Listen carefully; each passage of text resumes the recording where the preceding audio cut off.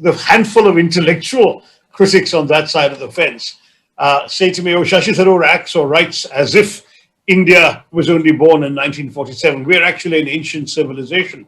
I turn around and say, actually, I've written for years that we're an ancient civilization, but I believe that our time-honored civilizational traditions are those of inclusivity, of social justice, of religious tolerance, even more acceptance of difference, and the desire to forge a society that allowed people to flourish, irrespective of their religion, caste, language, and so on.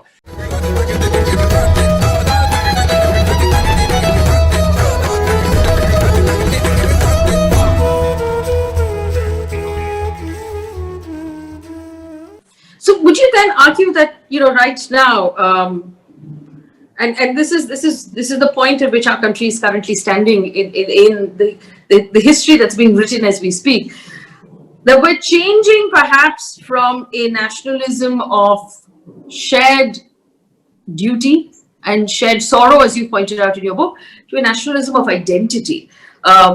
Because, and I love the idea of a nationalism of shared sorrow, where basically, another Indian's pain is also my pain, and there is a duty there, from being born in this country to find ways to relieve the pain of our fellow citizens. But we're now moving very quickly into an idea that unless you fall into this category of, and you've said Hindi, Hindu, Hindustan, I'll take it one step further. I'd say male, upper caste, Hindu, vegetarian, Hindi speaking, unless you are in this entire category of heterosexual also, you are left out.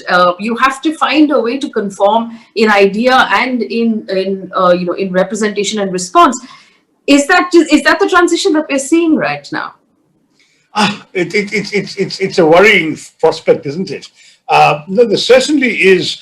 I'm sorry to say, a delegitimization of dissent, as some people who are in power today are essentially focusing on the idea that if you don't agree with them, you are anti-national, so that the entire category of whether you belong to the nation, have a claim on it, is conflated with the extent of your willingness to support the government and to conform to its idea of how you should be as a person. So I do very much worry about all this, because when the handful of intellectual critics on that side of the fence say to me, oh, Shashi Tharoor acts or writes as if India was only born in 1947. We're actually an ancient civilization. I turn around and say, actually, I've written for years that we're an ancient civilization, but I believe that our time-honored civilizational traditions are those of inclusivity, of social justice, of religious tolerance, even more acceptance of difference, and the desire to forge a society that allowed people to flourish, irrespective of their religion, caste, language, and so on. And so my argument is that what you're doing, I beg your pardon, Faye, for saying that, what they're doing now is an exclusionary, aggressive, and communal nationalism based on a very narrow and, I would argue, distorted view of India's cultural identity as a Hindu Rashtra. So that troubles me a lot. Patriotism, as I describe it in the book, is simply just about loving your country the way you love your mother. You love your country because it's yours, because you belong to it and it belongs to you. And that kind of patriotism excludes no Indian.